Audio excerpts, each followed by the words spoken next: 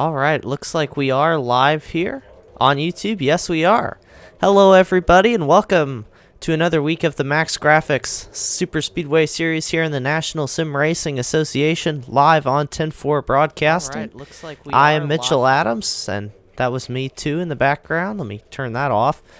And then joining me again this week is Will Tiller. And Will, we're in for quite the exciting race here from iRacing Superspeedway, Daytona, where qualifying is just getting underway. You know, everybody can see me this week. I have the webcam working too, so excited for this week. Tim not joining us here, unfortunately. He had stuff he had to do, but it is you and me tonight for what should be a very good race here at Daytona. Yeah, Mitchell, awesome for you to be joining us this week, man. And I'm excited to be in sunny Daytona Beach tonight. I'm excited for the boys to see what they can do on this super speedway track. I know we had some fun at Monza last week. I think we only had 14 cars in that field, and the boys didn't like the guardrails there. We had a few cars fly out of the track. So I'm excited for this Daytona track tonight. I'm excited for some clean racing, but some competitive racing nonetheless. I'm very excited for it too, and so are a lot of these drivers here tonight. I'm going to take you out to the track now where qualifying is underway. Like we said, here's Justin White, who's out on his second lap right now. Right now, looking at the qualifying grid, which is going to be going on the top of your screen, Chris Darling, the number 11, is currently sitting on the pole. You saw him get off track just there. Stan Houseman here is staying on track. Yes, he is. He's slow. Stan currently sitting in second. New fast time for John Cannizzaro in the number 174. So things happening very quickly here at Daytona in the Max Graphix Super Speedway series. Of course, we have to thank Max Graphix for sponsoring the series. I know there is a logo I can pop up. There is Max Graphix. Yeah, I think there. I don't think we can block the iRacing logo. I think that violates some rules. But and as we're giving qualifying a view here, Mitchell, man, how excited are you to be out of Italy and into Daytona this week, man? I don't know if you're like me. I watched almost every race from the real Daytona this past weekend, so I can just get my little bit more of my Daytona fix this weekend and see how these guys do on Daytona. Yeah, well, it is very exciting to be at Daytona. Like you said, NASCAR just finished here, and it was quite the Daytona 500. I love Monza, but it's always exciting to get back to these more traditional super speedway tracks.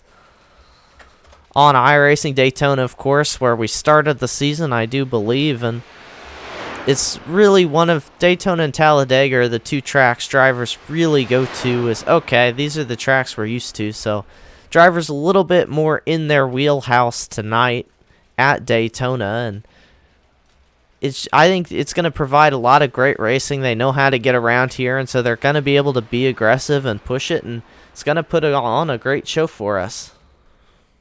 Oh yeah, Mitchell, I am excited. I was speaking with Stephen Ford before tonight's race, and also I believe I am forgetting who joined me earlier. It was Stephen Ford. Oh, and Plute. Plute joined me earlier, and those guys are definitely pumped about Daytona tonight. We learned some cool, fun facts about them in the Countdown to Green. I think that's a new thing we're going to do, Mitchell, here at 10-4 Broadcasting. Is a Countdown to Green show with the winners of each race. Basically getting to know them, learning some things about them, so that way when they hit the track on Wednesday night, you know who to cheer for.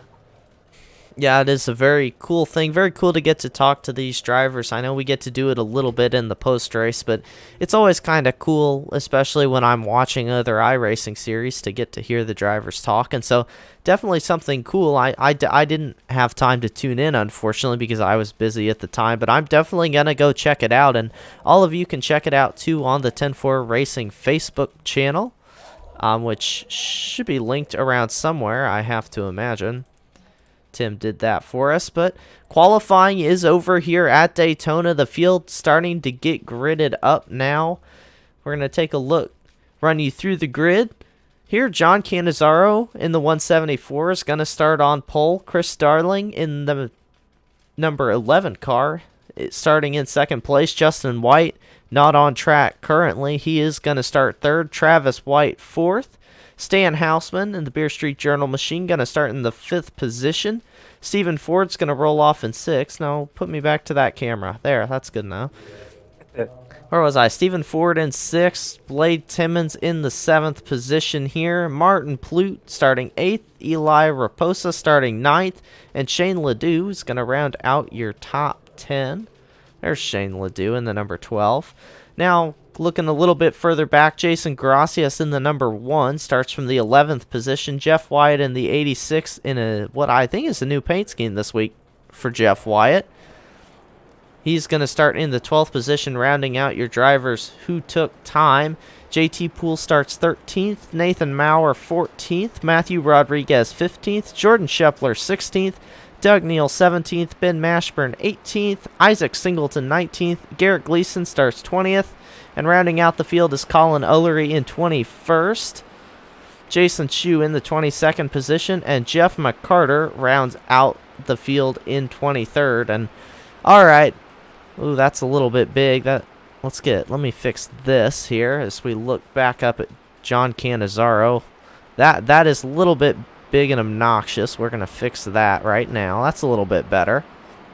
That'll let you know when we go green. But, all right, Will. Drivers gridded up, ready to get this race going. I'm excited. You're excited. And what are you looking forward to here in this race tonight? Well, it's some of the things I talked to with the boys, Ford and Plute before tonight's race is what are the things they learned from the real Daytona racing over this past weekend. And one of the things that they were talking to me about is linking up and using that tandem draft.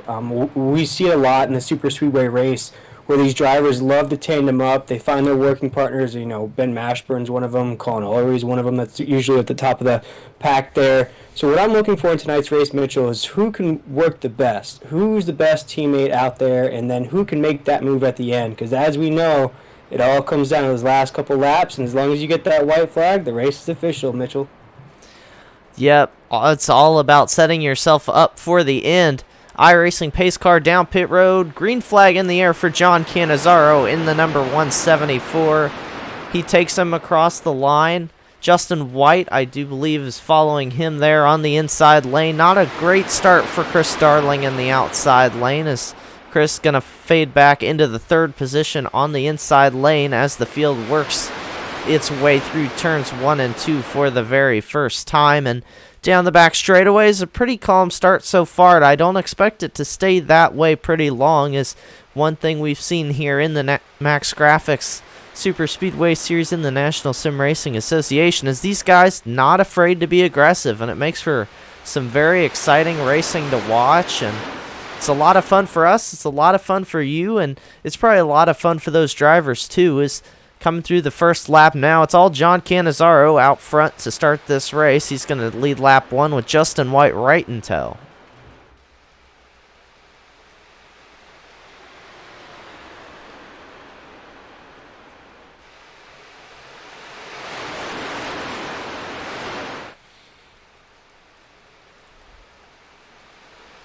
Oh, we do have a little bit of trouble back a little further in the pack trying to see who that is. I think no, not the 78. That was the 8.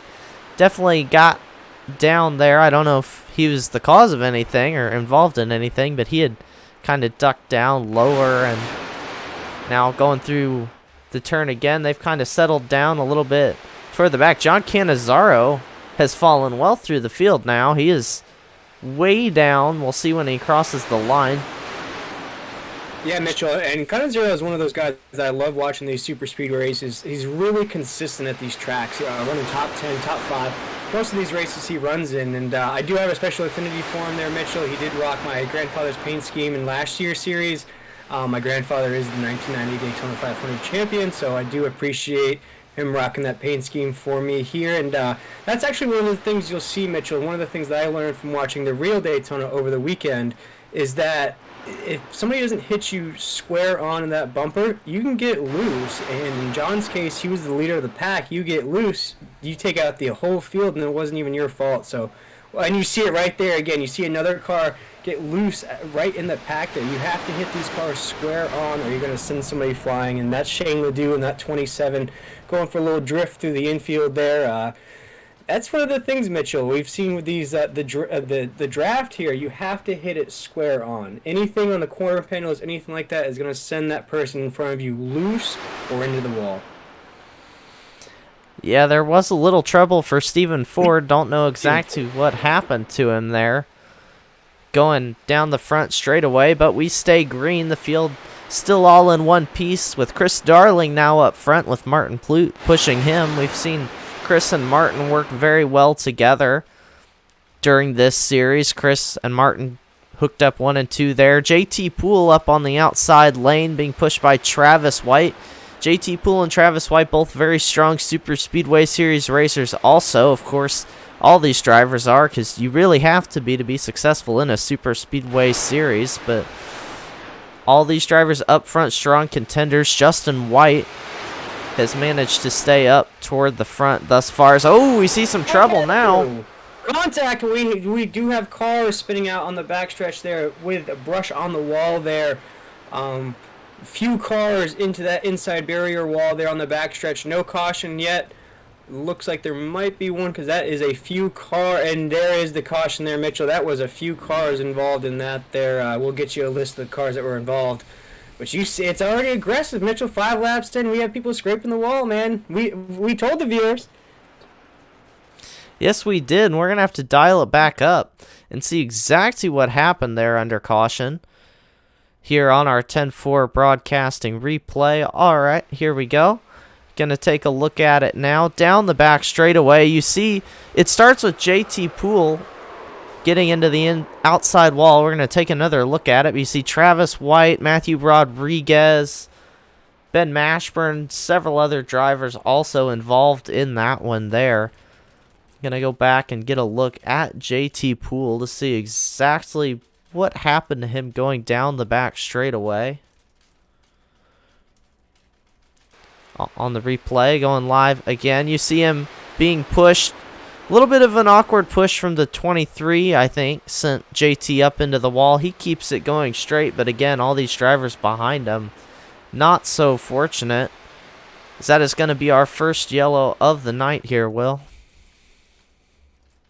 Yeah, and that was one of the things I think I put the commentator curse on it there, Mitchell, as I was talking about how you have to make square contact if you're going to draft somebody. That was one of the things I actually learned from the real NASCAR broadcast, is that there's a little bubble in between the cars, and that if you either have to commit to go fully through the bubble or don't touch the bubble at all, because if you start getting just on the outside of that bubble and you hit somebody just right, it's unfortunate because you might make out of it unscathed. The guy in front of you is going to go into the wall and collect a few cars behind you. So unfortunately, it's just one of the things that you have to be aware of at these super speedways, and when to let off and when to be aggressive. Yeah, definitely a case there of maybe not overly aggressive pushing. There's really a fine line you walk here at this track, as we see all these drivers down pit road now getting some tires, it looks like, but it was kind of just more a case of he was slightly off. And I mean, you can make the argument you don't want to be pushing this early in the race, but it's kind of the nature of the beast here. So it really is, Mitchell. You have to fight for position any chance you get, and that's unfortunate there that 5 laps in we have a caution, but hey, that's competitive racing for you. That is definitely the case. And your current race leader is the number 11 of Chris Darling in the Taz Racing Customs Max Graphix machine. Chris, always a strong show here on these super speedways, and really in all the series in the NSRA, one of the top drivers around here. Let's check in. Martin Plute actually in the race lead. I missed you, Martin. My apologies. But Martin Plute in the Sky machine. I think actually, Mitchell, fun fact for you there. On our Countdown to Green show this evening, we actually learned what that is on Martin's car. It is ski soda. He said it is a mix between Sunkiss and Mountain Dew, and it is only sold in the Midwest. So if you go to St. Louis, where he's from, you can get you a ski soda. It's actually one of the things I learned today. So shout out to Ski Soda, and if he can ship us some somewhere, or ship the viewers some, that'd be awesome. But yeah, one of the fun facts about his car today. I'd take some soda. Never tried Mountain Dew myself. It's one of the things I probably should, but I love a good soda. I'm an avid Dr. Pepper drinker. I'm actually drinking out of a Dr. Pepper cup right now, but my personal favorite would be like a mix of two sodas. There's one called Ale 8 I know I think it's a mix of like a lemon lime and a ginger ale that's pretty darn good. I don't know what kind of preferences you have in your soda, but definitely have to keep my eye out for a ski here in the futures. It looks like Martin Plute going to take the outside lane. Sometimes when we see that, it's kind of drivers working with the driver on the inside, which we know Martin Plute and Chris Darling work very well together. Just kind of, oh, I'll start up here and I'll drop down in front of you on this restart. That might be what we're seeing here, Will, but definitely a lot of great action out of the gate and a lot of great racing left to go. Oh, yeah, Mitchell, no doubt. And Chris is one of those heavyweight favorites that I like to call out every race because if he's not running top two, he's not running. And you've seen it in these races so far this season that he gets in the top two, and whether it's his fault or not, he unfortunately gets taken out. So that's what I mean by that, is if he's not running top two, he's not in the race at all. So be on the lookout for him. And Martin, man, he's coming out to win. I asked him how pumped he was, and he's excited. As we see the pace car pull off, Mitchell, we are about to go back green. We are about 6 laps into this race. Here we go, man. Yep, there is the green flag. The field back racing once again. Is a good start for Martin Plute on the outside. Same for Chris Darling on the inside lane. He had a great start to the race. Can Martin get down? Doesn't really look like it. Martin Plute staying up there on the higher lane. That's Isaac Singleton in the number 95 giving him the push. And there goes Plute as they exit turn number 2. The field getting racy. Bumper to bumper. See Isaac Singleton kind of driving in the middle. Wasn't sure where John Cannizzaro was going there. This looks like Cannizzaro gonna stick with him, but the outside lane kind of dissolved for now. The only cars up there are Isaac Singleton in the number 95, John Cannizzaro and Eli Raposa there in the 46, and then there's just a little bit of gap before they are gonna get some help. So good start here from Martin Plute and Chris Darling. I'm not sure if it was choreographed, but that kind of went sort of how I thought it was going to go. Usually drivers try and get down a little earlier than that, but definitely put those two back on point here and in a good position as we hit lap 10 of 60.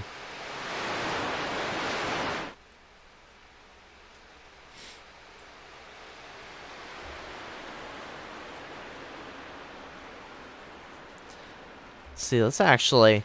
Ooh, no. I was going to switch the camera. I like this shot. Look at that. Look at that. Great view there. I wish we had a drone we could fly around Mitchell as we see the number 4 car still leading us around here.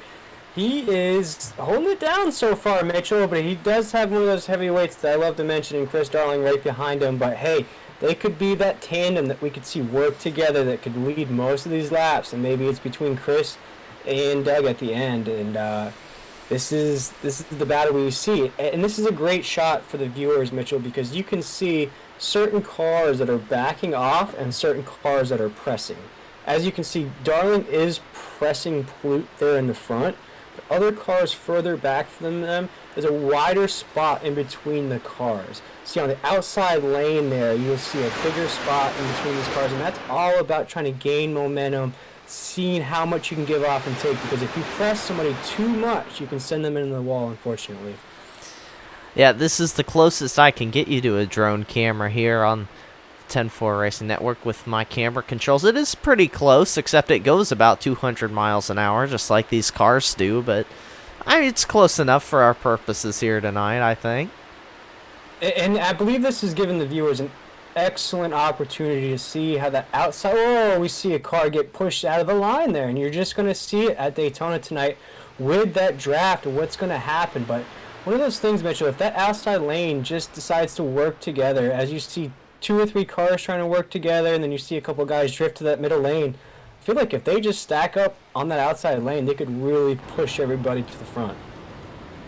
Yeah, we saw a little moment here for JT Poole. Don't know quite exactly what happened to him down the back straightaway. Some drivers got a little bit sketchy, I think, but everyone's gathered it back up, and they're back Going again is up front still just the Martin Plute, Chris Darling show right now. Justin White and Stan Houseman have fallen into third and fourth, with John Cannizzaro and Isaac Singleton both down from the higher lane, falling in the inside here. Martin Plute and Chris Darling doing a great job staying bumper to bumper, it seems like. Justin White and Stan Houseman, two drivers I'd also expect to kind of work with these two here tonight.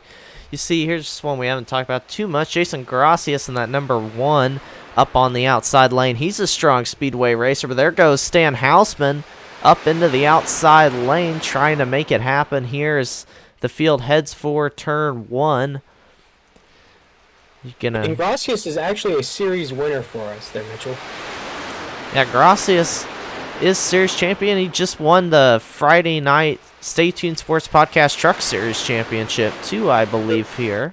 Well, it was funny, Mitchell. He won that championship 2 days after winning a race in this series. So he's one of those drivers to definitely keep an eye on in this NSRA series across all the series. Superspeedway, trucks, Grand National Series. One of the most competitive drivers out there for the NSRA.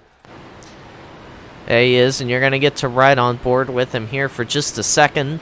See JT Poole up in front of him. JT with a little bit of damage on that bumper. Not too severe, though. Doesn't seem like. Is Stan Houseman up leading that line. Actually, JT looks to be going underneath Stan Houseman. That is the case. You can see with Stan Houseman. There goes JT Poole there. Down below him. And there is that orange 62 that all the viewers had their money on. And we're keeping an eye out for, and here he comes, revving that Monster Energy machine up to the front, like it should be. Colin Eller is coming up there to link with his Kobe Bryant. He is Shaq. He wants to tandem up with Chris Darling and take the rest of these laps away from the rest of the field. As you see, he's trying to find a pocket to get around, to get to Chris there in second. And I believe, Mitchell, once they tandem up, it's going to be hard for the rest of the field. Yeah, Colin Eller, a former series champion here in the Max Graphix Super Speedway Series. I believe won the inaugural series championship. Not quite sure on that. That information's out there somewhere. But if memory serves me right, as we see Isaac Singleton in the number 95, thought he was going to take it 3 wide on John Cannizzaro. Don't think he's going to do it right now in his purple Taco Bell machine.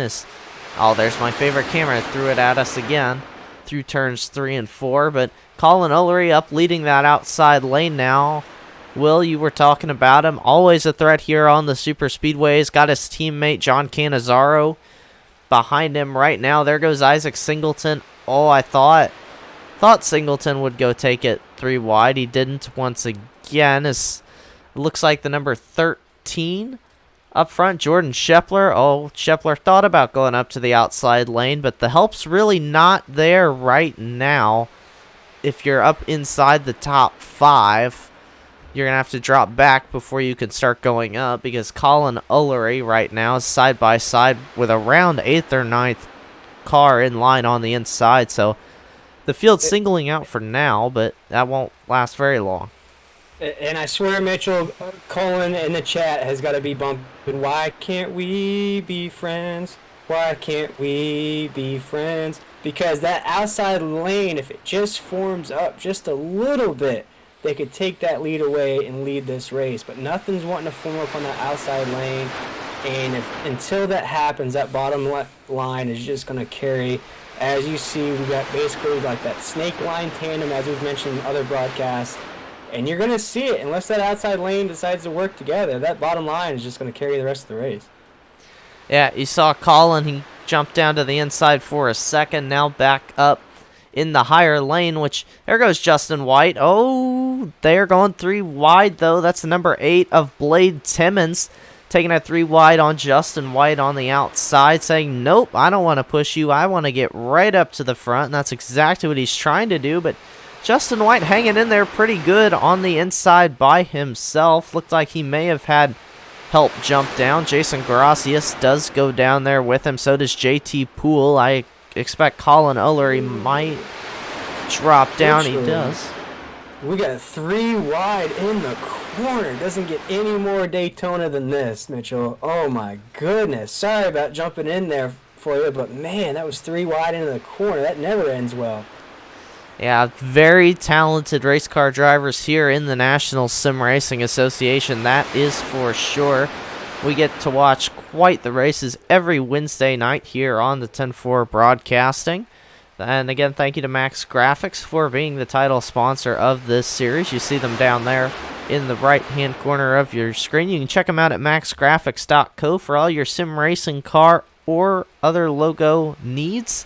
Check out Max Graphix. They are our sponsor here of the series. We're glad to have them with us. Martin Plute, though, continues to dominate up front so far. But, well, I wouldn't say domination because here comes Justin White in the number 2 trying to make something happen. He's got Colin Eller right behind him. He's got some speed, Mitchell. He's got some speed coming. You see that outside lane finally starting to work together there. If those cars just sync, as much as they don't want to work together, if they can just sync up that outside lane for just a lap or two, it's going to be them versus the rest of the field. I think that 4-car tandem right there, if they can just get bumper to bumper, they can blow past these 5 cars in front of them and just carry the rest of this race. And, man, Mitchell, this is quite the race tonight. As you see, Plute, the number 4 car, who is very excited to race tonight, leading the pack. He's holding off some dogs behind him, that's for sure, coming around the backstretch here. About 21 laps into this Max Graphix Superspeedway race tonight. Digging down into 3, it's still Plute, the number 4 car, leading the race here, Mitchell. And it's been exciting so far. We had our first caution about 5 laps in. We see somebody getting loose down there into 3. Oh, still kind of keeping her loose down into 4. Looks like they saved it. Can't tell who that was there. Eli Raposa. Looks like a new driver that hasn't been in the Superspeedway races this year yet, or maybe one I haven't called. Coming around about 22 laps into this race, Mitchell, down into 1 and 2. Do you think anybody has anything for the leaders so far, or do you think it's just going to be kind of waiting and seeing? Well, I think this says it all right here. We've got about, I think, 10 or 11 cars under a blanket right here for the race lead, so I think all these cars right here really have the speed to make it happen. What did develop, though, because of that little bit of a wiggle there for Raposa in the number 46, is we've had a gap develop in between the lead pack and the cars behind them. There you see John Cannizzaro. Well, let's illustrate this a little bit better. Where's Stephen Ford? There's Stephen Ford. He's up there in the pack. And then here's John Cannizzaro. And then right here is Nate Maurer in the 971. So, through that instant... excuse me, go ahead. No, I was going to say, Mitchell, to go along with your thought there, would it be better for John to let off, to let those other cars catch up to him, or would it be better to keep digging to try to catch that pack in front of him? I think if you're John Cannizzaro, you can probably stay in the gas right now, because eventually they're going to draft up and catch you there. Of course, It looks like he may be caught up. JT Poole there maybe giving him some help, trying to help John Cannizzaro get back up to the pack. And here's some excitement. Jason Gracias in the number 1 down pit road. Number 1 car in pit road. So maybe some fuel window is open. Gracias down by himself, though, is usually not an advisable strategy here. So we'll see exactly what happens with Jason Gracias. But that's not Eli Raposa. Why are you doing that to me? There, Jason Gracias. Okay. Looking back out on the field, though. Let's see what's going on out here. Martin Plute still dominating. Surprise? Probably not. Chris Starling in 2nd. Jordan Scheffler in 3rd. Colin Eller in 4th place. And that is not Justin White in 4th. That is Blade Timmons in 4th right now. Almost said it was Justin White. It is not. Nobody taking pit road this time, so Jason Gracias, I'm a little bit curious his strategy. Well, he's still sitting down in the pits, so maybe had some damage he wanted to come in. You see the rear of that car is a little bit beat up. Not quite sure what's going on there, but definitely doesn't look good for the number 1 of Jason Gracias. And I don't want to mention the commentator's curse, but we were actually just praising him for how great of a driver he is. And like all great drivers, he could be just having an off night tonight. And we are only 25 laps into this race, so I would be definitely keeping an eye out for him creeping back up into the field here, Mitchell. And we are 26 laps into this Max Graphix Superspeedway race tonight. And the leader, man, Plute in the number 4 car. He has been leading the way. He has offered his interview services in our countdown to green. So maybe if we get a caution here somewhere along the way, we can chat with him to get an insight of how he's been dominating this so far, Mitchell. Well, it's getting very exciting up in Daytona. 3 wide down the back straightaway and through the turn. Some drivers got up into the wall. There may have been some contact between cars. And it's kind of shaken up a little bit. You see Chris Darling in the number 11 car stuck in the middle lane all by himself. Nobody to help. So Chris Darling not in an ideal position. But Martin Plute did maintain the race lead through all of that. And it is Jordan Scheffler who moves up to push Plute up at the front. Darling doing a pretty good job hanging in by himself. Got the number 8 of Blade Timmons up with Justin White on the far outside lane. Colin Eller moves into 3rd. And Chris Darling going to be able to slot down now, down the back straightaway as we're approaching half race distance. Whoa. There goes Jordan Scheffler on the outside. Is coming down to 3 and 4 here. Still got Plute in that 4 car holding down the inside lane. Yeah, newcomer for me, that Shipley in that 13 car on the outside lane being pushed by Chris Darling. And you got Colin Eller pushing Plute in that number 4 car coming down to the line here. Mitchell, we are 28 laps into this 60-lap shootout tonight. And our leader still is Martin Plute in that number 4 car, man. Still holding it down. Seems like he's been the leader all night long here tonight. So if there are any Martin Plute fans in the chat, definitely give him a shout out because he has been holding your team down all night long, and hopefully he can hold it down to take this victory as we see a car get loose, and we see some contact into the wall there, Mitchell. Yep, Shane Ledoux, I believe. No, Stephen Ford, excuse me, Stephen. There's also Travis White, the number 23. Both those drivers got down off the track. I think we're going to dial up a replay and see exactly what happened to these drivers here down the back straight away, because something happened there. We don't know exactly what. We'll check it out for you. We'll get back to the race action. Definitely want to see what happened to these cars in the back of the pack. They're racing for position, I do assume, on coming around the corner here, Mitchell. You see them, very racy there, getting down the back bumpers there. And you've seen it all night long that if you're not square, you're going to take out a few cars. And just kind of looked like a chain reaction there. One car got loose, and another car just kind of checked up. Yeah, we're going to go. Let's see. How are we going to do this? We are going to go on board here with Travis White and see if we can see anything here. I think it happened up in front of him. No, oh no, you see Travis White basically gets clipped out of nowhere down the back straightaway, and here's also Stephen Ford got off track, but we're going to get back live, but I think it was a little contact for both of them with the 95 of Isaac Singleton. Is what brought that one, or what put both of those cars down almost into the inside wall. They managed to keep it clean. Up front, though, things have shifted around. It is no longer Martin Plute up there leading the race. It is the number 13 of Jordan Scheffler. Oh, well, I may have jinxed it a little bit. There goes Chris Darling up into the race lead. Which lane is Darling going to protect, though? He's going to go to the inside. Ooh. Darling loose out of the corner. That's going to give a good run to John Cannizzaro up in the outside lane. Cannizzaro now up to the race lead. Yeah, and Cannizzaro was the name we were just talking about there, Mitchell, that got lost out in that shuffle there. One car got loose, and he was the middle car in the pack and got separated from both packs. Good on him. He is a strong candidate for the Taz Racing Customs biggest mover of the day, because he is doing it, man. He got shuffled out, and he has gained momentum all the way back through the pack. Got an awesome teammate, or maybe not teammates on the track, but maybe just teammates for right now, pushing each other right behind him and Chris Darling, and they seem to be separated from the rest of the pack, Mitchell, coming around 4.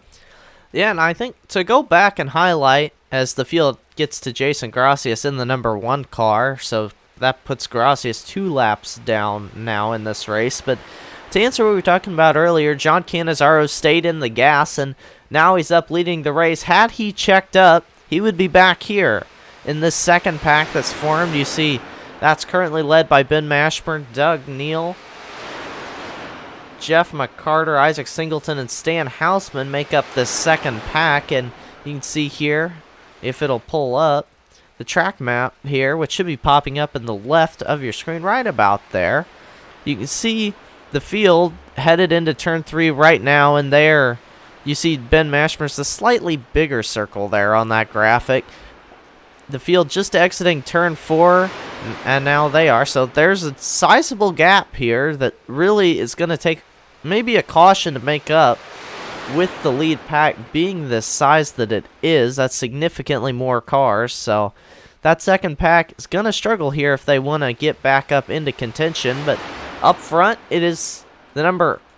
Who is that up front? That's not Martin Plute. What am I talking about? Number 8 of Blade Timmons. Yeah, and a newcomer for me, one name that I haven't called yet in the Superspeedway series. Maybe he's been racing. I just haven't called his name yet, so maybe definitely getting his name on the board tonight if he can take home this victory. Yeah, he's trying to give John Cannizzaro a run for it up there. Needs some help from Justin White and Nate Maurer there behind him. Those are the only 3 cars right now in that outside lane, as Chris Darling giving John Cannizzaro pretty good push down on the inside lane. Jordan Scheffler back to 3rd. Martin Plute in 4th on the inside lane after things kind of mixed up. You see JT Poole there got a little bit squirrely off a push from Colin Eller down the front stretch. No big deal. Wasn't anything major. Just noticed out of the corner of my eye. But things seem pretty calm for the most part right now. Only 3 cars out of line, but I have to imagine pit stops cannot be too far away here from where we are at right now. I feel like these drivers have been out for a while. So, ooh. Whoa. You see Darling get loose again. He's going to keep it. Is he going to keep it going? He's getting sideways. Oh, great race. And you see some cars heading down pit road here.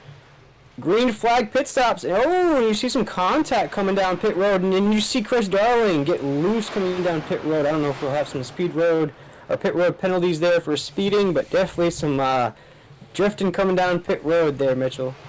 And Garrett Gleason in the number 7 kind of entered pit road from the grass. I'm worried Garrett Gleason might get some kind of a penalty here, as well as Chris Darling had a bit of a rocky entry.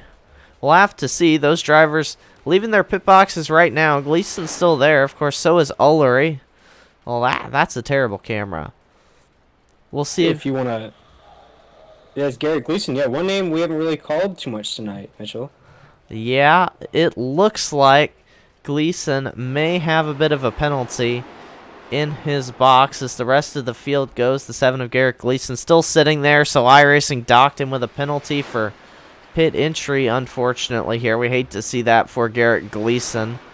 The number 7 is the front of the field is down pit road now. You see Nate Maurer in his pit box. Blade Timmons in his pit box as well. Justin White in the number 2. So those cars that stayed out the last lap now making their way down pit road. As there goes Chris Darling. He might have had a hold.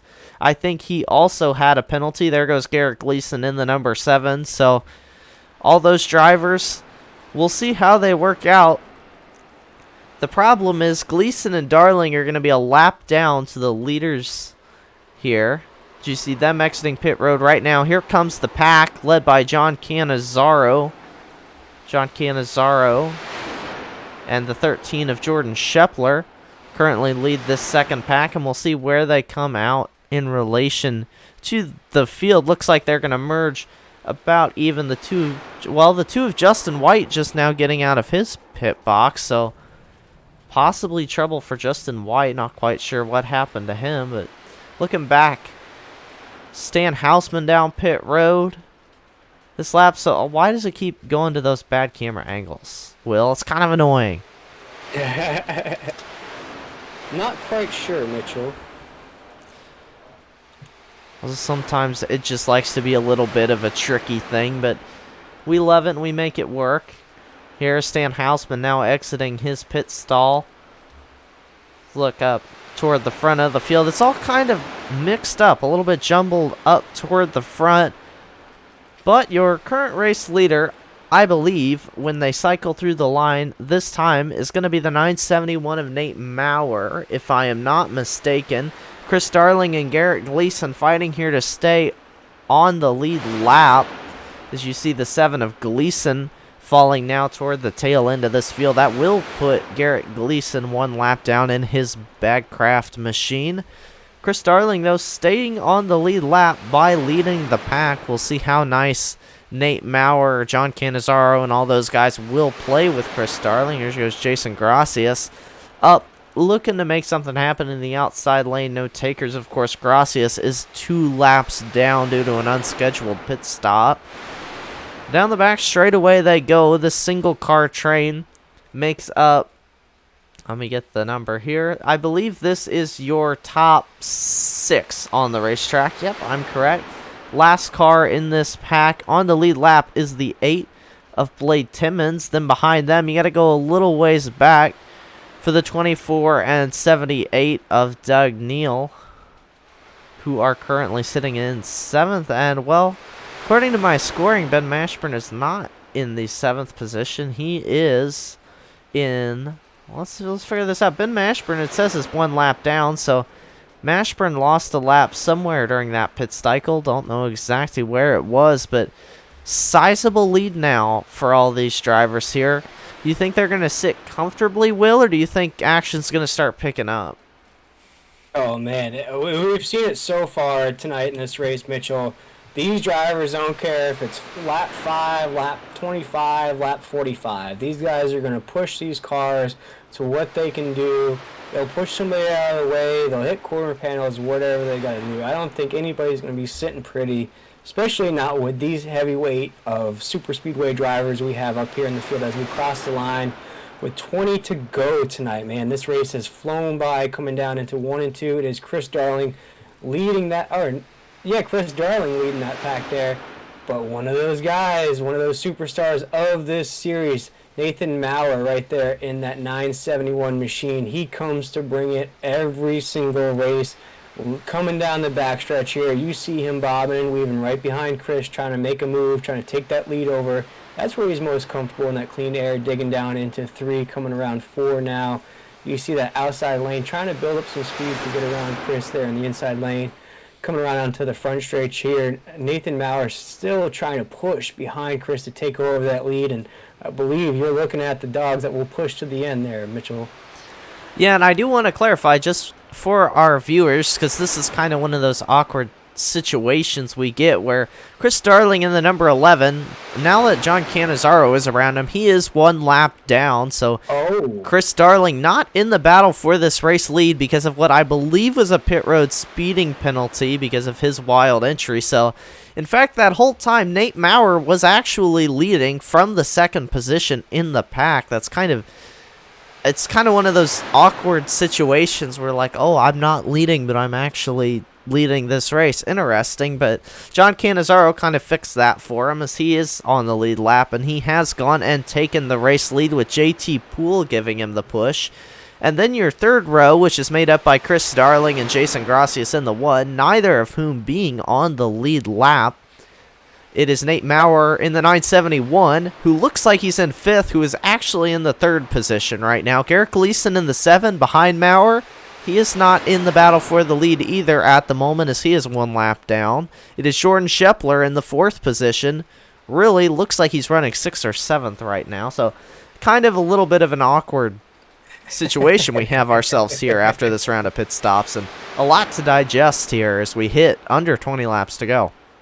Hey, Mitchell, he might not be actually racing for the lead, but he is racing for the lead, if you know what I'm saying. He is out there bobbing and weaving, whatever he's got to do, trying to link up with whoever he can to either get that lap back or to help somebody get that race win. And you kind of saw it in last week's real-life Daytona race, even with the lap cars. You can work with the lap cars or a car that's a lap down and see, kind of use it as a blocking tool or a teammate or a tandem teammate, because a lot could happen here with, we're looking at around 17 to go here, so who knows? I mean, things could get reshuffled, and he could be racing for the lead here, Mitchell, but that was my bad there, and like I said, even though he's not racing for the lead, he's racing for the lead. Yeah, I mean, if you were in this position where you were one lap down or multiple laps down and you were in this pack, you're still racing to get your lap back. If a caution comes out and you are Jason Gracias, Chris Darling, Garrett Gleason, or any other driver who is a lap down and you are out in front of the leader, you get your lap back and you don't have to go to the back of the field and take the lucky dog. You get straight back onto the lead lap. So they're still racing for something. I know when I'm in this position, I'm always a little bit courteous of the people actually racing for the lead, but at the same time, hey, I want to go get up in the front because if a caution comes out, I'm back on the lead lap. So they definitely still have a lot to race for. It's just not necessarily the race lead at this moment. Right. Exactly, Mitchell. And it's unfortunate that those green flag pit stops happened, but it's one of those things in this super speedway series, Mitchell, that you see either you see a handful of cautions, 5 or 6 cautions, or 1 caution in our case, and it came on lap 5. So, things are going to happen. You need to make pit stops, you need to make adjustments, and this is going to happen to the best of them. But as you see, John has just dominated this race. I mean, maybe not leading the race the whole race, but he has been up there in the lead in that pack for the majority of the race here. As you see a few cars kind of dig down to the bottom there, not quite sure what they're doing there, maybe just testing out that. Oh, caution flag. We have a caution on the race track there, Mitchell. Yes, we do, and it is time for me to play the game of where was the caution, because I don't have the software that tells people where the cautions were. So this is the fun part of my job here tonight, folks, is we get to go find a caution. Let's see here. And as Mitchell is playing the Easter Bunny, searching for that caution on the racetrack, I do want to give a special shout out to 10-4 Broadcasting for bringing us this replay, but also a great special shout out to Max Graphix. If you do have some graphics and awesome things you want to have customized, definitely give them a shout out. They are our primary sponsor here in the Super Speedway series. Also, definitely go check out Brookstone Animal Hospital for all your veterinary needs, any of your friendly pets or anything that you might need to have checked on, anything like that. Definitely go give them a look-see. Also, Taz Racing Customs. If you need custom anything, custom paint jobs, die-cast cars, anything, hit them up. They're definitely worth the call there. And last but not least, definitely give a shout out to Beer Street Journal for all your beer needs and find out which beers you should be drinking. I'll throw it back over to Mitchell here with our 10-4 Broadcasting replay. Yep, I finally found it. Here is the 12. And there's the 86 of Jeff Wyatt. The 12. That's a little bit of a get together there, if you will. That's Shane LeDoux in the number 12. And Jeff Wyatt are going to dial this up from another angle. We're going to do one of my favorite camera shots, and we are going to hit the onboard down the back straightaway. You were riding on board with the number 12 of Shane LeDoux getting into this corner. See, really, Wyatt in the 86 gets loose. And there they go. Wyatt absolutely launched. Saw him. Let's go, Will, right on board with Jeff Wyatt.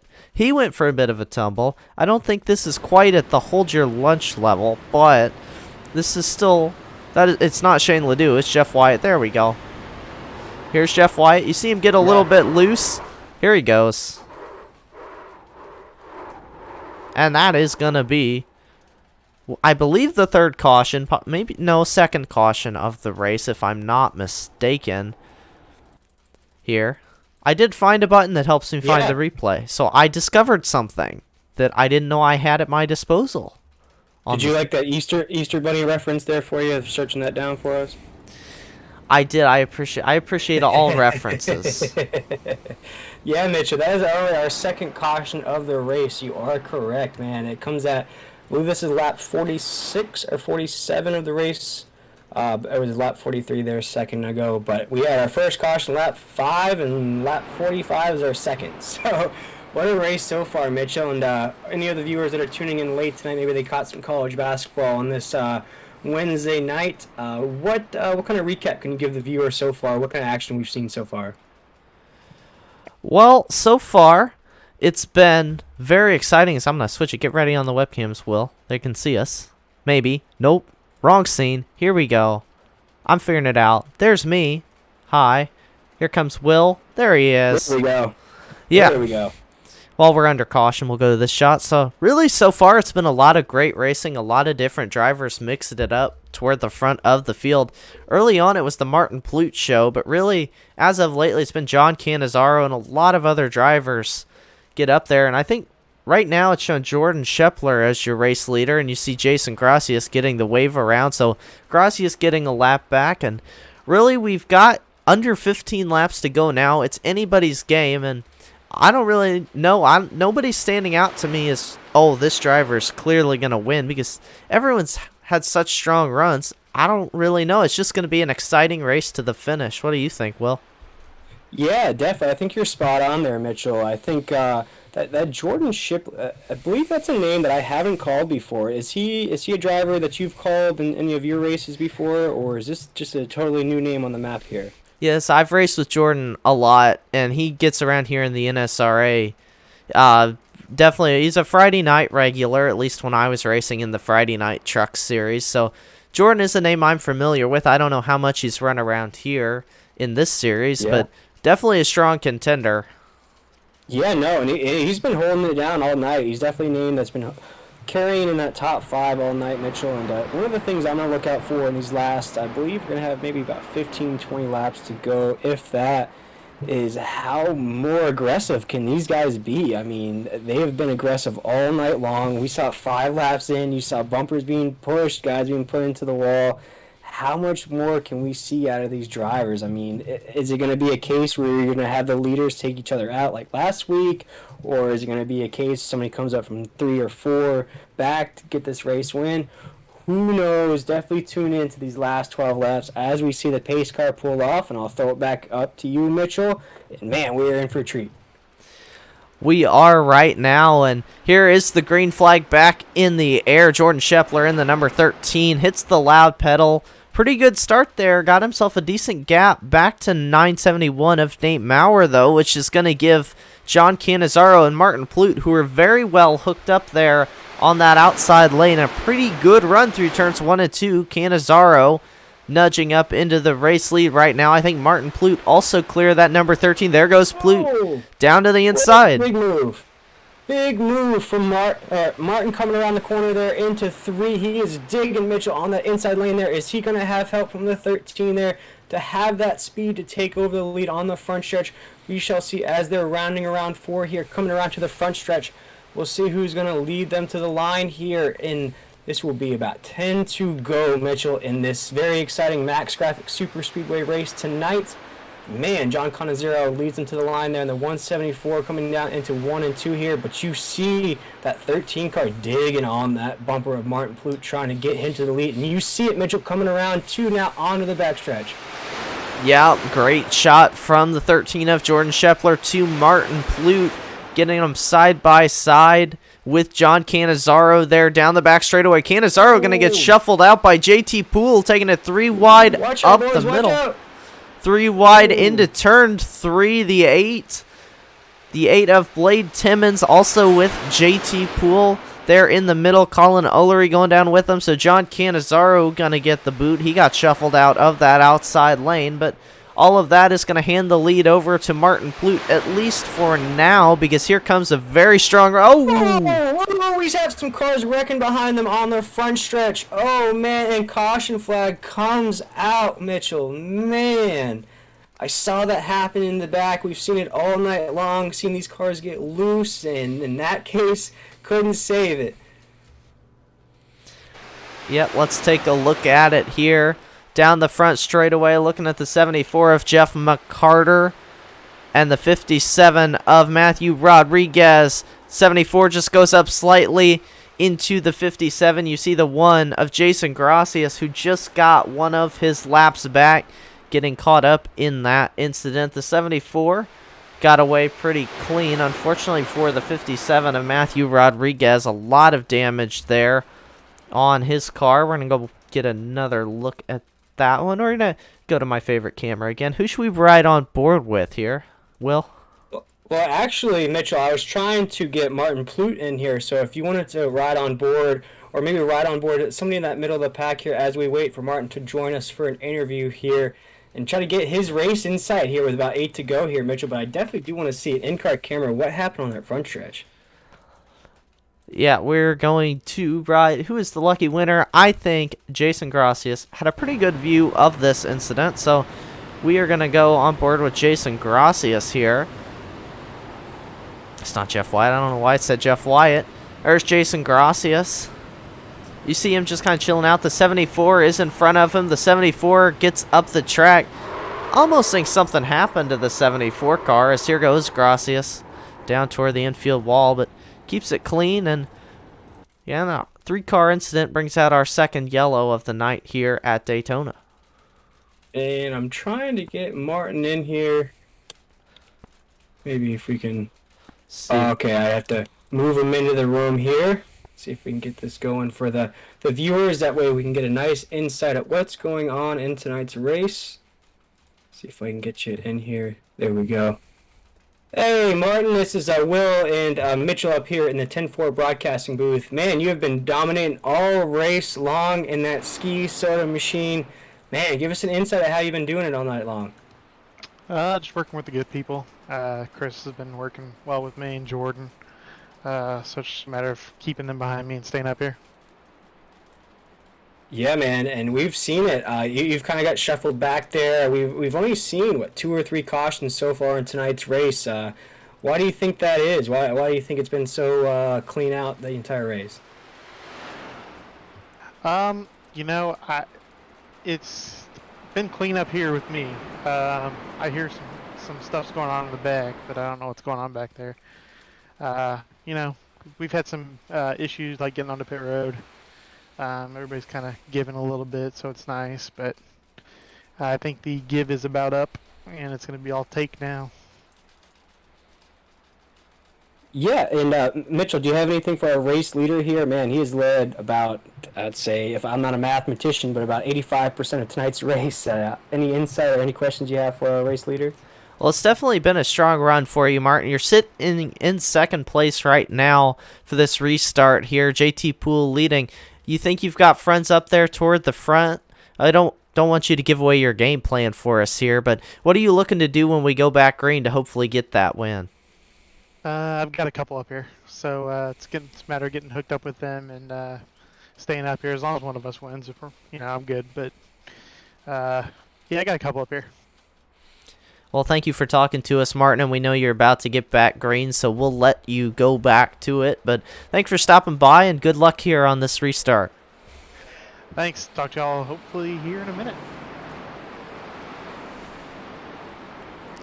Yep, that was Martin Plute there, driver of the number 4 car. Thanks to him for stopping by and talking to us. Well, yeah, sorry about that. I didn't realize we were still on a webcam there. Got a good shot at the top of my head there. Trying to give our viewers on Facebook a live update to the race there. And Mitchell, what a conversation that was with our race leader.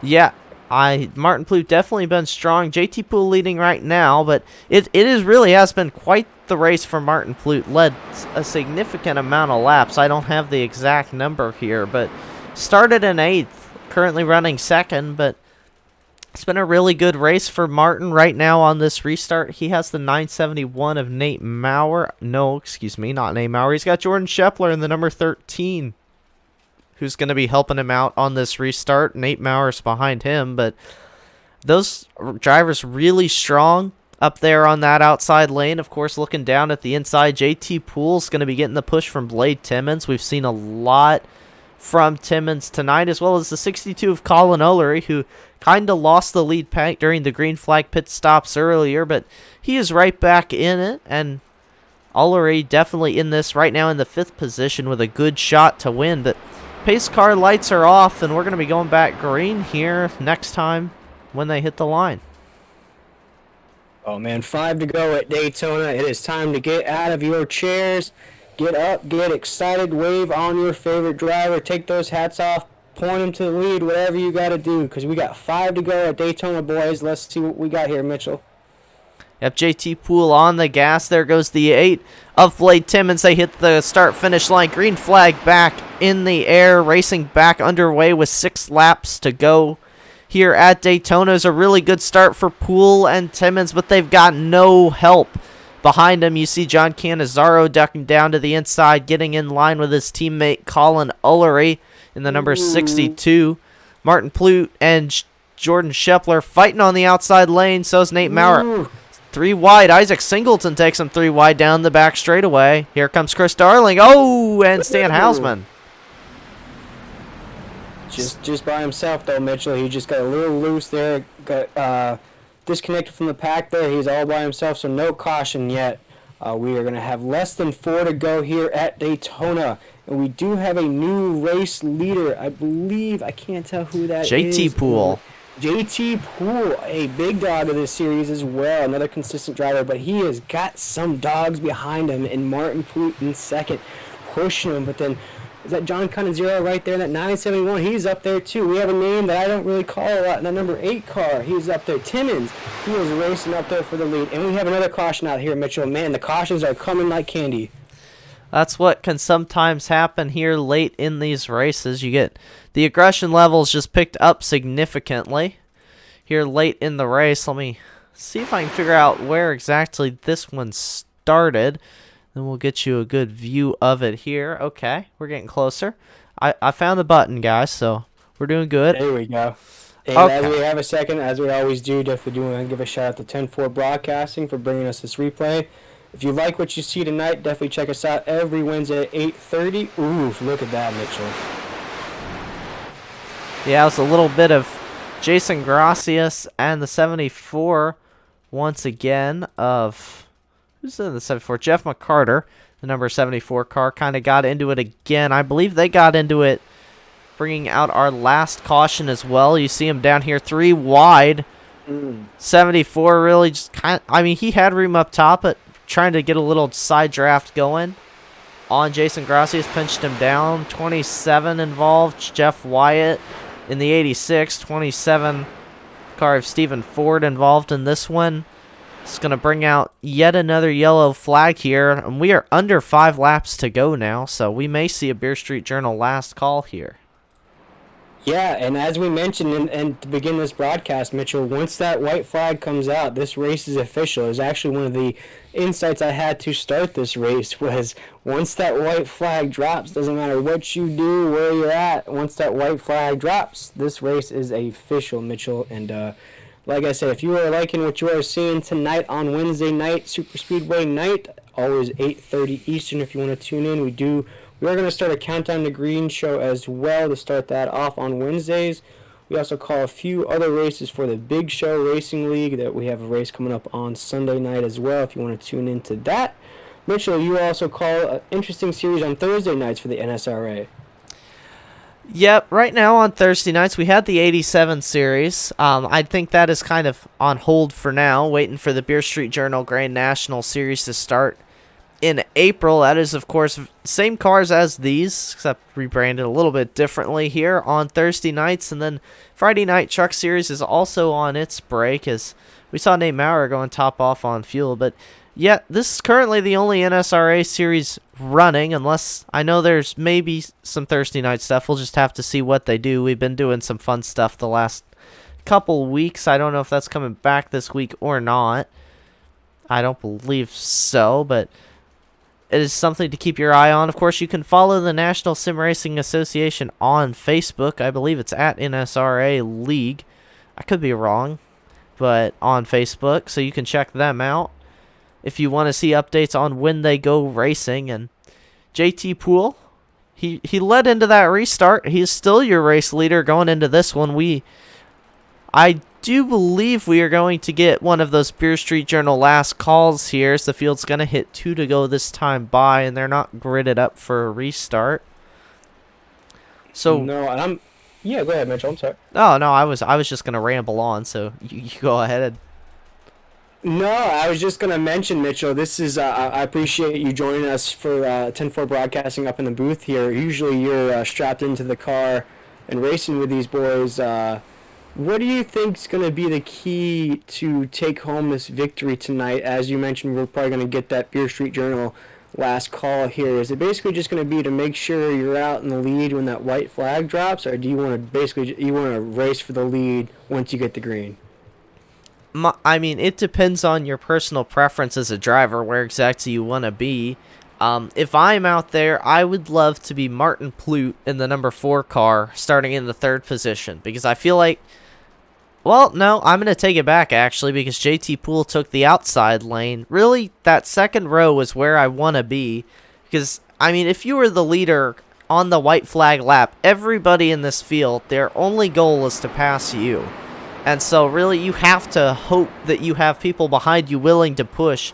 I like to be that person behind them pushing so that I can leave them out to dry, come into the checkered flag, and go snag the win. I feel like you have a lot more options if you are not leading than if you are, because if you're the leader, really, you just have to hold off like 22 other cars coming to the line. It's very difficult to do. So I really like Martin Plute and John Cannizzaro right now. Position-wise, that's where I would want to be if I were one of these drivers. Yeah, and those are some of the biggest names of this series up there in that lead pack, Mitchell. And man, we are in for a shootout here in this Beer Street Journal last call. Man, I am pumped up. I can only imagine what these beats per minute are, these guys in this simulator tonight. It's Daytona. You want to take it home. You want to take these bragging rights. You want to jump in this Discord chat after you take home this victory and say, I tamed the beast. That is Daytona. What y'all got for me next week? As you see the pace car pull off, Mitchell, the green flag is about to drop. Yep, green flag in the air. JT Poole on the loud pedal. John Cannizzaro right behind him with a really good start for those two. Got a pretty good gap headed into turn 1 over the 8 of Blade Timmons. Martin Plute trying to push him, but really not much going. There goes Colin Eller in the number 62. Hooked up with those other 2 drivers. Those 3 up top doing a very good job, though, down the back straightaway. You see them go. The 8 of Blade Timmons trying to get it going. They're getting a little bit more organized down on the inside lane. Jumps down to the inside there, Mitchell. He jumps down to block Timmons in that 8 coming around 3. Yep, jump down to block him. Oh, there's caution. Big wreck from Darling right on the apex of 3 and 4. Chris Darling gets sent into the wall. Man, Mitchell, I'm sorry to jump over you there, but this is exciting racing here at Daytona.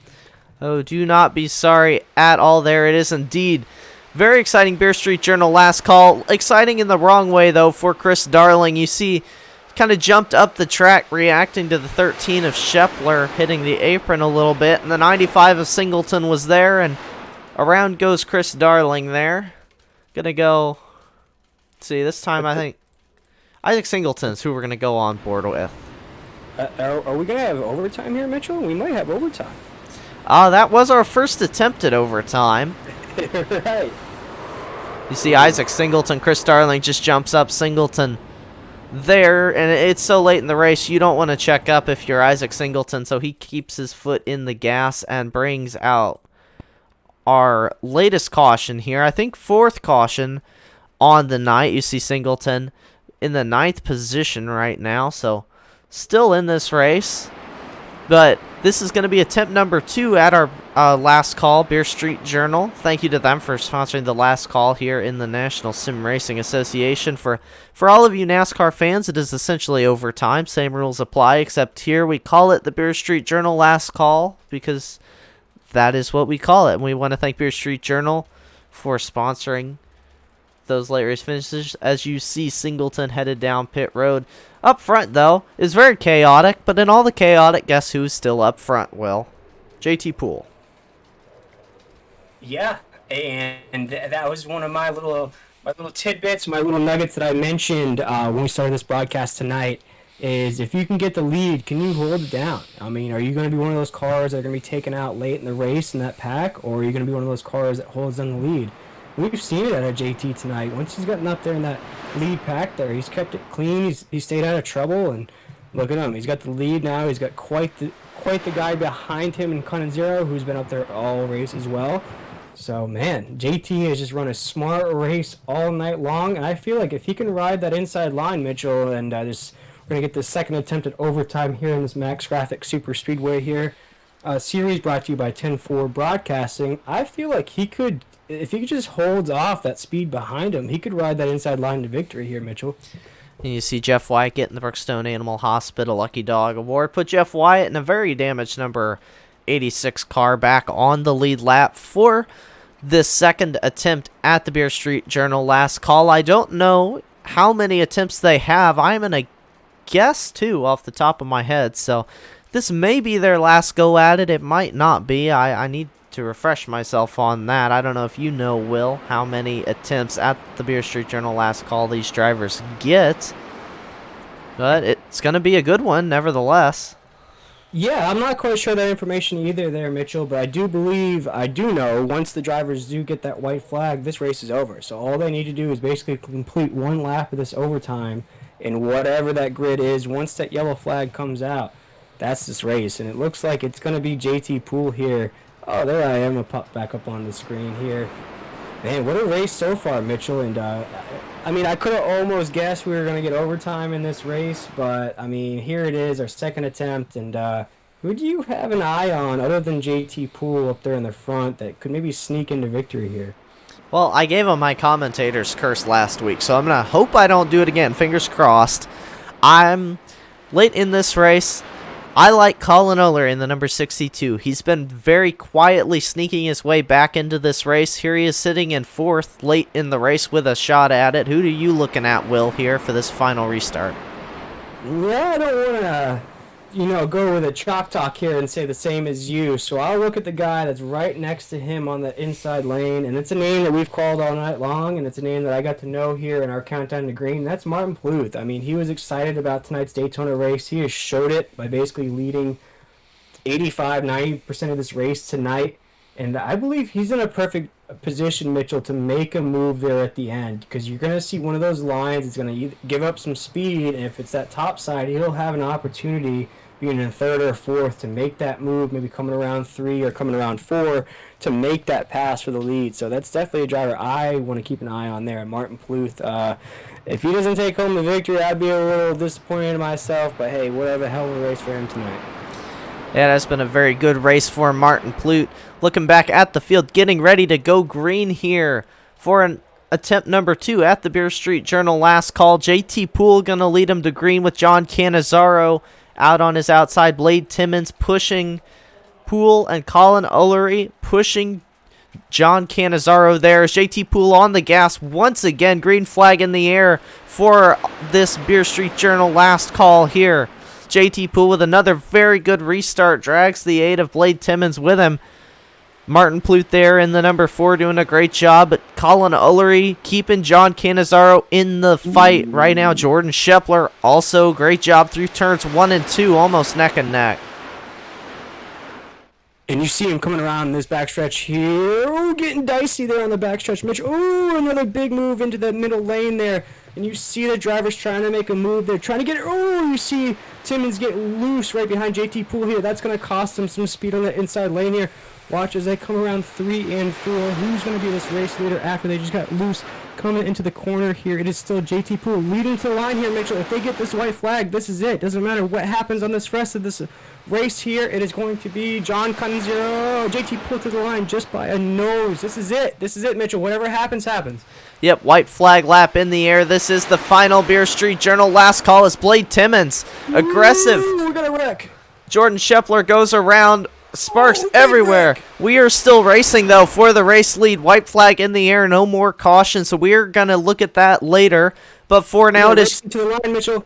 Yes, we are. John Cannizzaro leading the race right now. JT Poole pushing. There's Martin Pluth in the outside trying to make it happen. Garrett Gleason in the 7. Back on the lead lap. Gleason is in this for the win.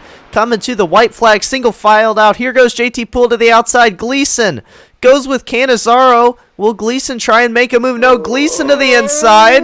Who's it going to be? JT Poole.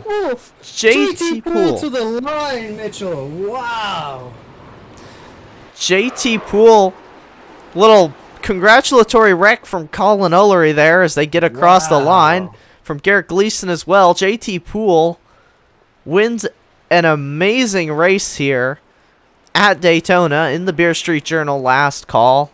We're going to take a... Oh, gotta switch to the replay thing first. There we go. We're going to take a look back at all of that. First and foremost, this wreck with Jordan Scheffler, I know, was involved in it. Let's see. All right. Here. Congratulations to JT Poole there, though. As you get this broadcast, this replay revved up, I'm still shook by that finish. Oh, man, every finish in the Superspeedway series is so close, Mitchell. So close. Yes, it is. You watch the 13 of Jordan Scheffler. The 4 of Martin Plute, I think netcoded him a little bit. And that just caused absolute chaos. Who was that just died? Doug Neal. Doug Neal's dead. Just got airborne there. Gonna go take a look. I know I've probably worn out the onboard cameras on you all tonight. Here we are though, onboard Doug Neal. You see the wreck's gonna start right in front of him. Little ways up. They're wrecking, nowhere to go, and there he goes. Oh man. Wow. But what a shootout, though, Mitchell, we had from those top 4 or 5 cars there towards the end. They knew people were wrecking behind them. That's one of the things, I don't mean to keep tooting my own horn, but one of the things I had mentioned in the broadcast is those things are going to happen behind you. Is if you can keep your cool and keep it out front. And you saw JT lost the lead there, and he kept digging for that lead. He was kept trying. Poor Martin Plute there. Had no help on the outside, had to file back in line there, basically gave up any chance of victory there, filing back in, and JT, he went for it, man. He went with no help on that outside. He was digging for that win, and you saw the cars get loose right next to him, but JT had already won that race, Mitchell, and man, what a race by JT. Yeah, JT Poole gonna come out again. It keeps saying it's Jeff Wyatt. I don't know why it does that. But there is JT Poole winning this race. He came from second there on the final straightaway. Garrett Gleason thought maybe was going to go with John Cannizzaro, but Gleason took it 3 wide to the inside. Contact between John Cannizzaro and Gleason. I don't know if that is what won it for JT Poole. I think he had the momentum regardless. And these race replays are brought to you by 10-4 Broadcasting. And Mitchell, do we have an official race result there? That way we can get to some of these interviews here. It looks like we have some interviews waiting. I'm not sure if we know the exact start, and we know JT won, that's for sure. Do you know who finished second? Yes, in all the chaos, it was those drivers who took it 3 wide. As I'm going to flip to a not gross camera angle to show you JT Poole doing his burnouts here. It was JT Poole winning the race. Garrett Gleason finished second, and John Cannizzaro in third are going to be the 3 drivers we're going to get to talk to here tonight. So very exciting racing. And I know those Daytona officials love it when you tear up the grass, too. So JT's having fun there.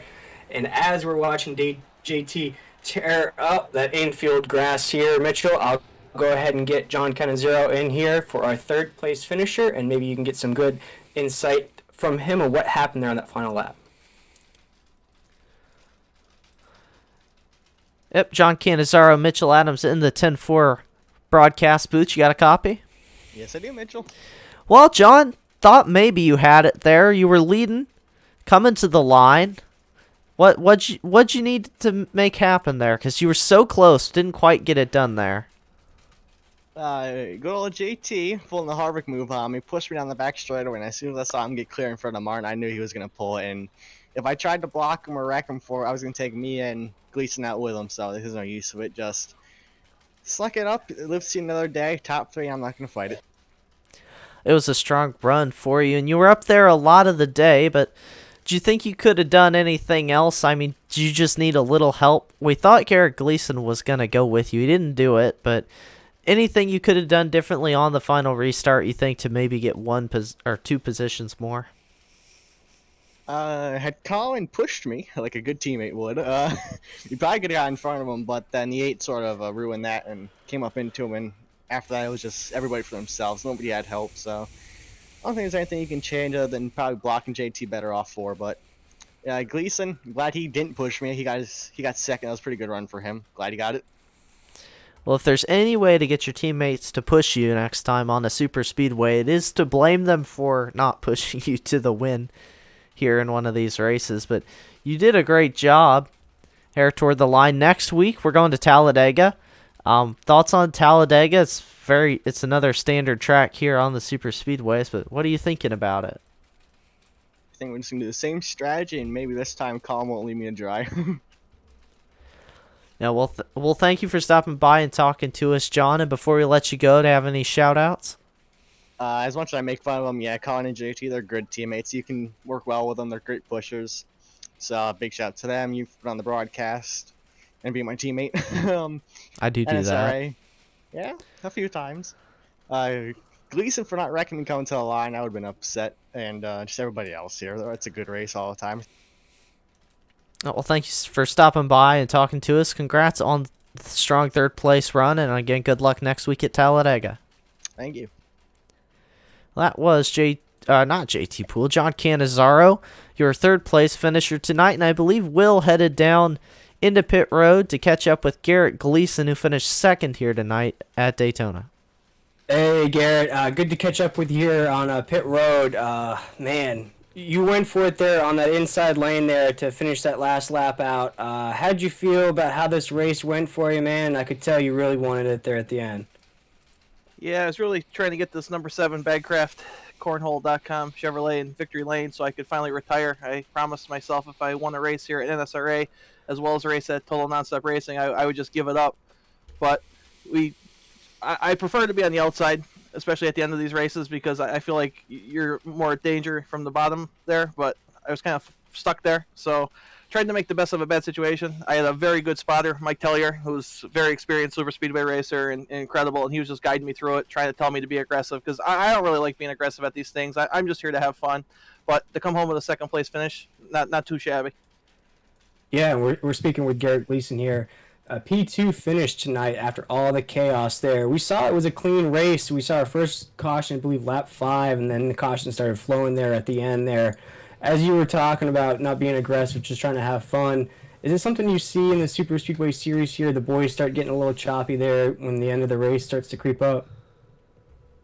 Yeah, for sure. At the end of these races, people, especially people like myself who don't necessarily race early in the race, you know it's go time. So when go time happens, nobody gives each other room, and you kind of saw it out there at the end. We have the 2 green-white checkers and whatnot, and that happens no matter what series you're at. These Super Speedway administrators in this league, Colin, Chris, Justin, they do a tremendous job keeping everybody in line as well as they do, because it's not easy. Because when you come to these places, Daytona, Talladega, iRacing, Super Speedway, everyone thinks they can win, and until they get that checkered flag out there, everybody thinks they can win, and they take unnecessary risks at times. And as an administrator, you have to deal with that, and as a racer, you have to react to that. And we had a couple close calls out there tonight in the number 7.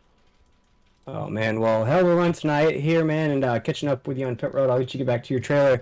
And looking forward to Talladega next week. Looking forward to that, or do you feel like that's a track you can get that victory at? Yeah, I just wanted to say one thing. Coming to the checkered flag there, under no circumstance was I pushing John Cannizzaro. I thought to myself, what would Jesus do?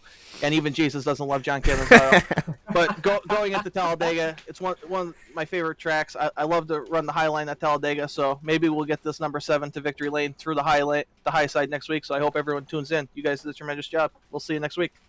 Awesome, man. Before we let you go, anybody want to give a shout out to other than John and that push there at the end? Any of your sponsors? Anybody want to give a shout out to before we let you go for the night? Yeah, everyone just check out bagcraftcornhole.com. Get some merchandise, especially if you like sending the airmail. And I'd like to thank Coleman's Care and give a shout out to my friend Catherine, who fell on her ass during our Super Bowl party. I hope she's doing okay and taking care of the family business there. Awesome. Well, we appreciate Garrett, and you have a great night, man. And look forward to Talladega next week. Give it hell, guys. Thank you. Thank you. And that was Garrett Gleason, our P2 finisher tonight, Mitchell. And, man, he was in the right place at the right time there at the end. Yeah, Garrett Gleason definitely found himself very close to the race win, but nobody found themselves closer to the race win than race winner JT Poole, driver of the number 26, who I am down here in all the confetti in victory lane talking to. JT, it's quite the race. Good run for you, especially toward the end. Came on strong, and tell us about it. Yeah, it was a pretty clean race overall. We was able to lead a couple laps, and then we had those late restarts. Worked with the team pretty well. We were all lined up. We were gonna try and have a 3-wide finish between us, but Colin got shuffled out to the top, so that didn't happen. But I'm in victory lane. John's, I think he got third, and Colin got sixth. So a good race for the team. Yeah, I had fun. Also, John did the same thing, and you're doing it. So basically, SimShots Racing throwing Colin Eller under the bus for why the finish didn't go exactly like you guys planned out there tonight. But it definitely went good for you, and John brought it home in the top 3 too. But tell us about your race, and did you think throughout the race you were going to be up there toward the end, and kind of what was your strategy to kind of lay back or be more aggressive? Oh yeah, I knew I was gonna be up there. I was trying to be aggressive the whole race, even before I took my fast repair, and was probably not supposed to be up there. But we were going middle 3, me and Jason Gracias, pretty early on and throughout the race. So we were having fun, kind of threading the needle and being aggressive, and that worked out because you're able to win. So yeah, I think just being aggressive in Superspeedway races at the right times is how you get wins. Well, if that is the formula, you were definitely aggressive at the right time. And looking ahead to next week, we're at Talladega. What do you think you've got for Talladega? Can you conquer it too? I would hope so. I hope I could conquer Talladega. It's basically Daytona, just one extra lane, so maybe we can run 3 wide a little bit more comfortably. But third lane in any of the tracks with Xfinity cars really isn't that good. So we'll try and get a little bit more racy next week, and hopefully we're back here in victory lane. Well, thank you for taking a little bit of time to talk with us, JT. And before we let you go, keep celebrating. Do you have any shout-outs you want to give?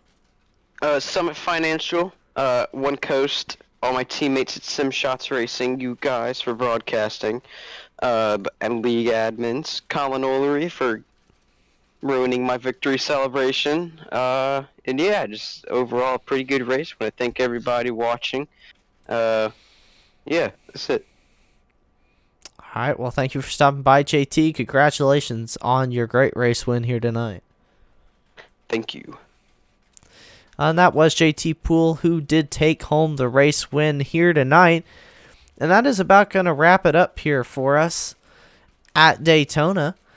So we're going to go back to this fun little view and wait for Will to pop up because it likes to make Will's camera a little... There we go. There he is. Jumping up out of the pipe like Mario. And as we're talking here, Mitchell, it looks like I am going to get an opportunity to catch up with our race dominator, if you will, after we just talked to JT Poole here.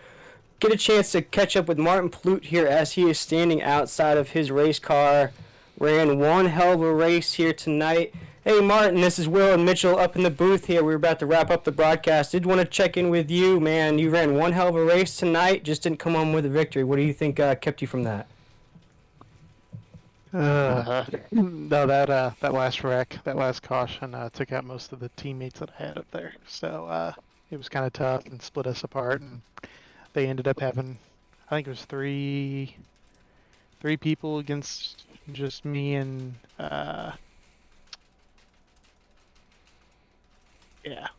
it was 3 on 2, and we were splitting lanes, and it was just kind of a mess. Yeah, we saw you on that restart kind of get stuck on that inside lane there. We saw you make a move. You tried to get around on the outside there, but you just had, unfortunately, no help on that outside lane there. Did you feel like when you had to file back in that your chances of taking this victory were pretty much done for?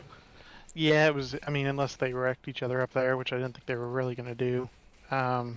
Yeah, it was over at that point. Just had no momentum down there at the bottom.